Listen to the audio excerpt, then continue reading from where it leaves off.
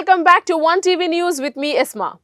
On September 2nd, 2024, an Indian Coast Guard or ICG helicopter performing a medical evacuation of Porbandar, Gujarat was forced to make an emergency landing in the Arabian Sea due to severe weather conditions. The helicopter, part of a broader rescue operation, was en route to evacuate an injured crew member from the motor tanker Hari Leela when the incident occurred.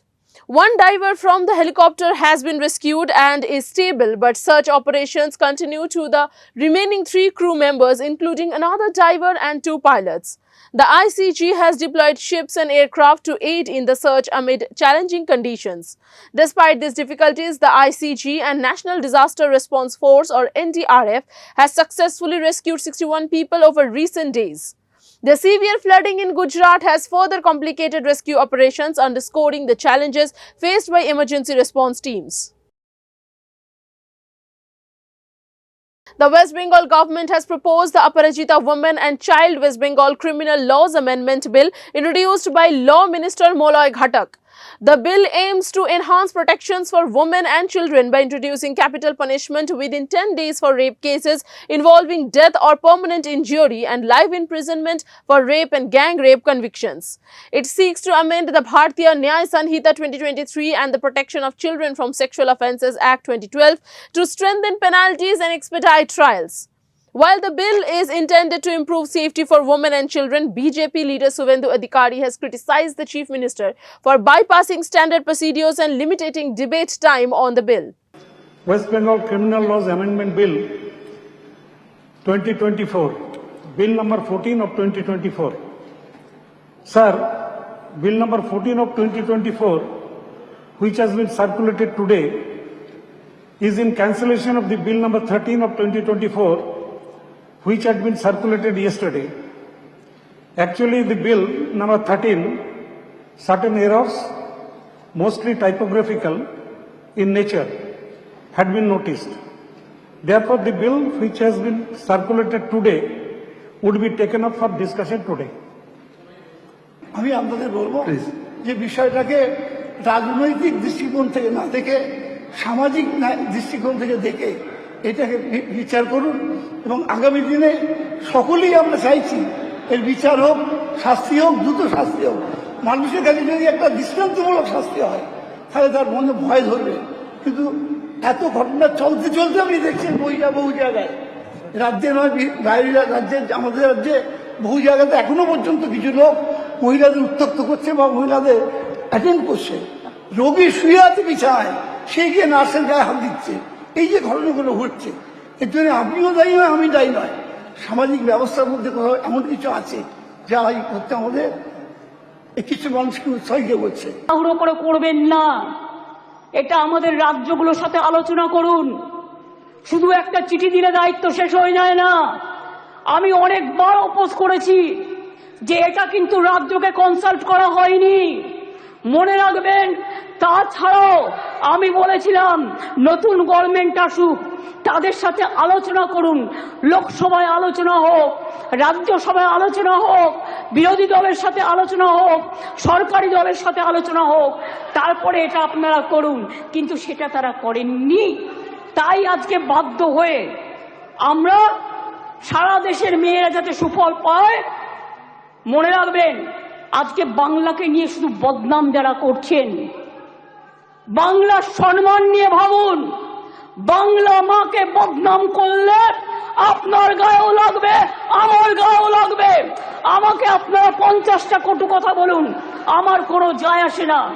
যেভাবে আপনারা আমাকে অসম্মান করেছেন, আপনাদের প্রধানমন্ত্রীকে আমরা সেভাবে অসম্মান করিনি।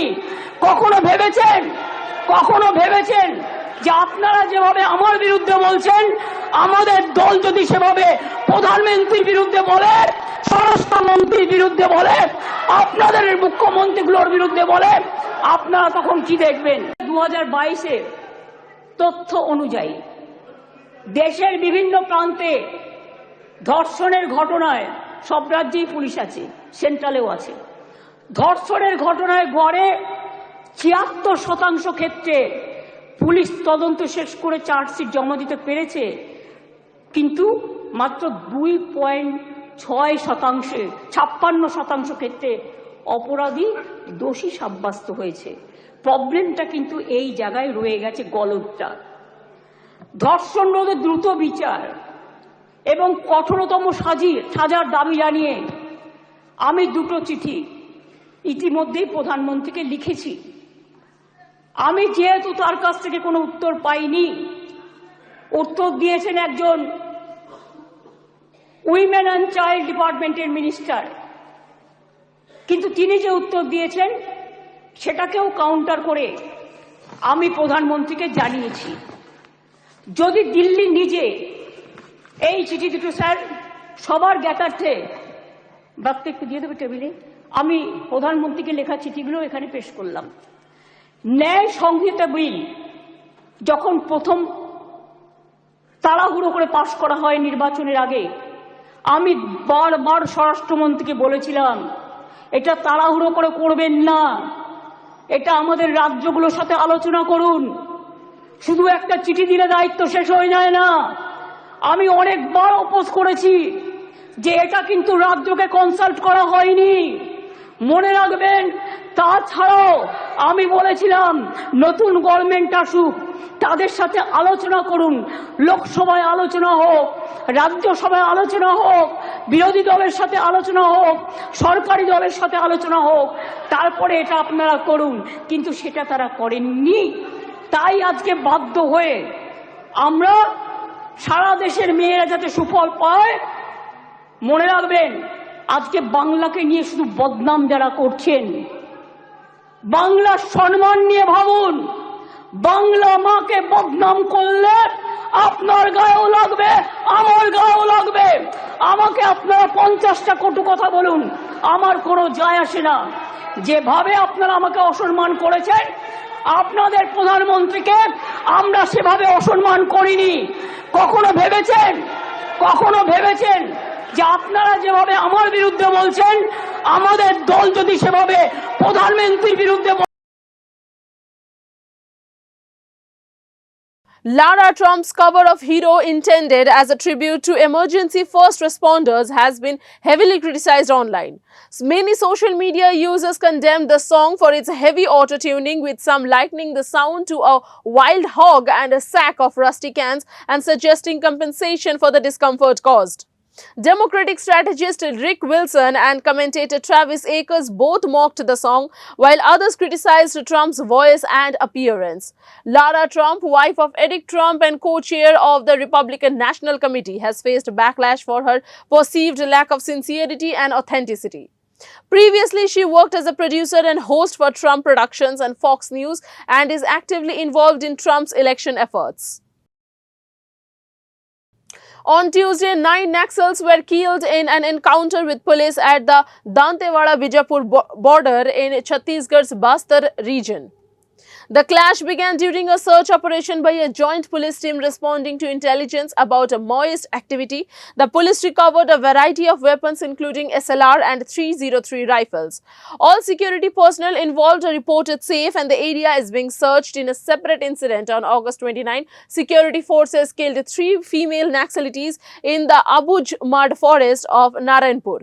Since 2001, Chhattisgarh's Bastar region has seen more civilian death, 1,623 due to Naxal violence compared to security personnel fatalities, 1,292 with additional casualties from IED blasts. Netflix India's content chief Monica Shergill has been summoned by the Ministry of Information and Broadcasting to address concerns over the series IC-814, The Kandahar Hijack. The show, which dramatizes the 1999 hijacking of Indian Airlines flight IC-814 by the Pakistani-based terror group Harakat al-Mujahideen, has faced backlash for using Hindu code names like Bhola and Shankar for 2 hijackers, sparking accusations of insensitivity and misrepresentation. Critics argue that the hijackers were Muslim terrorists and that the use of Hindu allies is controversial. The series, adapted from the book Flight into Fear, The Captain's Story, features actors such as Vijay Verma, Nasiruddin Shah and Pankaj Kapoor. The government is addressing the issue to ensure respect for cultural sensitivities. So please note, this is the only official statement on this matter. There are a lot of reports online, and I request our esteemed members of the press to please refer to this particular statement. And I'm reading it as per quote from Monica Shergill, Vice President Content, Netflix India. Please pay attention. For the benefit of audiences unfamiliar with the 1999 hijacking of Indian Airlines Flight 814, the opening disclaimer has been updated to include the real and code names of the hijackers. The code names in the series reflect those used during the actual event. India has a rich culture of storytelling, and we are committed to showcasing these stories and their authentic representation. Would you like me to repeat that once again, or would you like to go ahead and take this quote again? I'll quickly read it for you. For the benefit of audiences unfamiliar with the 1999 hijacking of Indian Airlines Flight 814, the opening disclaimer has been updated to include the real and code names of the hijackers. The code names in the series reflect those used during the actual event. India has a Northeast United FC clinched a dramatic 4-3 victory over Mohun Bagan in the Durand Cup 2024 final, marking the club's first major trophy. This win is a significant personal achievement for actor John Abraham, who has owned the team since 2013. Abraham's decade-long commitment, driven by a deep passion for football and substantial personal investment, faced numerous challenges, including competing against financially stronger corporate teams. Despite the financial emotional struggles, Abraham's dedication remaining unwavering. The trump represents a moment of profound satisfaction for Abraham and highlights the team's resilience and collective effort. The victory underscores the value of perseverance and the impact of steadfast support in achieving success. The feeling of winning the Durand Cup has not yet sunk in, but this is a special message to all the fans who are watching this. This is just a lesson for all of you to never give up and hold on to the team and support the team, not just in winning times, but even when we're losing, because there's always light at the end of the tunnel, and we proved it. We proved it. So congratulations to the entire team, the staff. I'm just a representation standing here talking for them. The real heroes are the staff, the coach, the players, and everyone involved in making this team. So a big congratulations to all of you for making this happen, and also to those fans who stood by us and supported us through thick and thin. So thank you so much. On Sunday night, gunfire erupted outside Punjabi singer AP Dhillon's home on Victoria Island, Vancouver, causing neighborhood panic.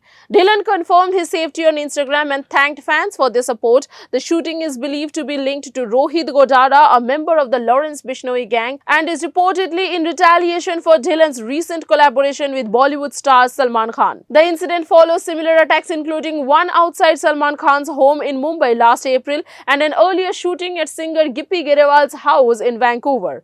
Authorities are investigating the threats and connections involved in this violent episode. On September 2, 2024, India made a remarkable leap in the Paris Paralympics medal tally, climbing 12 positions.